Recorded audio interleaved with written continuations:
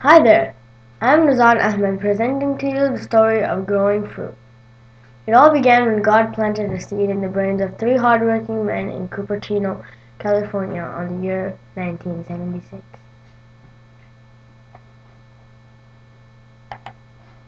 A year later, Apple became incorporated.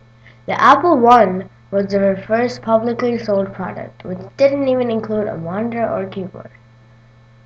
Then came the Apple II, which was chosen by WYSICalc, a popular spreadsheet program to run on Apple's computers. On December 1980, Apple went public with a share price of $22. Apple's next big project was the Apple Lisa. Steve Jobs was on that project when he realized that graphic user interface is the next big thing, so he started developing one for Lisa. In 1982, Jobs was pushed away from Lisa to a low-cost project called Macintosh. Even though the Lisa beat Mac to the selling line, it was a big failure. In 1984, Apple's masterpiece, the Macintosh, debuted on a Super Bowl commercial. It became the first commercially successful personal computer to feature a mouse and a graphical user interface, and they are the descendants of the original iMac.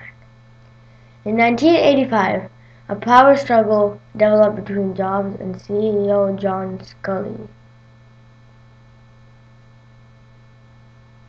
When the CEO and the board of directors tried to limit his managerial roles at Apple, Steve Jobs quit his job and founded Next Corporation. The Macintosh Portable was introduced in 1989. It was a very powerful desktop. However, the bulky 17-pound machine was considered a design flaw. 1989 to 1991 was the golden age for Apple, with the PowerBook and other products bringing increasing revenue. Apple decided to extend its skills to other avenues. It failed miserably at products like digital cameras, portable CD audio players, speakers, video controls, and TV appliances. The following years witnessed the decline of the company with a sliding market share and stock prices. Improvising the Mac operating system resulted in failures. Interestingly enough, Apple Computer chose to purchase Next and its Next Step operating system, bringing Steve Jobs back to Apple as an advisor. In July of 1997, Steve Jobs became the interim CEO when the Gil Amelio lost his role due to record financial losses. Then came the reconstruction process. The first Apple online store opened in 1997. It had a new build-to-order strategy.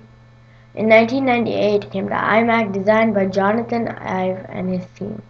The same team later designed the iPod and the iPhone. In the first 5 months of the introduction of the iMac, its unique design and technology brought in sales up to 800,000 units. On May 19, 2001, Apple opened the first official Apple retail stores in Virginia and California.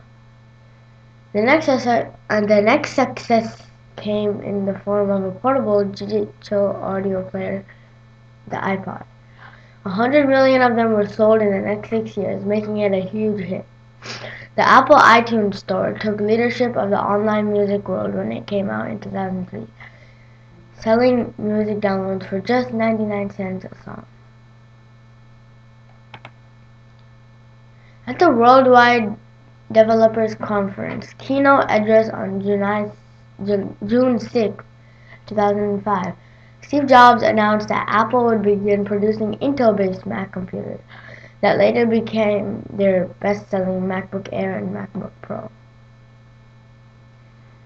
The shift in focus from computers to mobile electronic devices was a major turning point for Apple. Now the company revised its name from Apple Computer Inc. to just Apple Inc. The next fruits, the iPhone and the Apple TV, were introduced at the Mac World Expo on January 9, 2007 by Steve Jobs. The event also saw the announcement of the iPhone.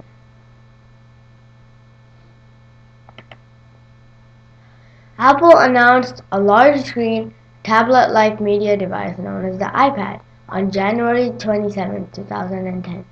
The iPad runs the same touch-based operating system that the iPhone uses, and many of the same iPhone apps are compatible with the iPad. Apple's success was widespread now with its innovations in mobile phones using the iPhone, innovations in portable music players with their iPod Touch, and the iPad revolutionizing the world of PC. On January 17, 2011, Jobs announced in an internal Apple memo that he would take another medical leave of absence for an indefinite period to allow him to focus on his health. Chief Operator Tim Cook assumed Jobs' day-to-day operations at Apple. On August 24, 2011, Jobs resigned his position as CEO of Apple. He was replaced by Tim Cook. We still await in eagerness their next line of products. Thank you.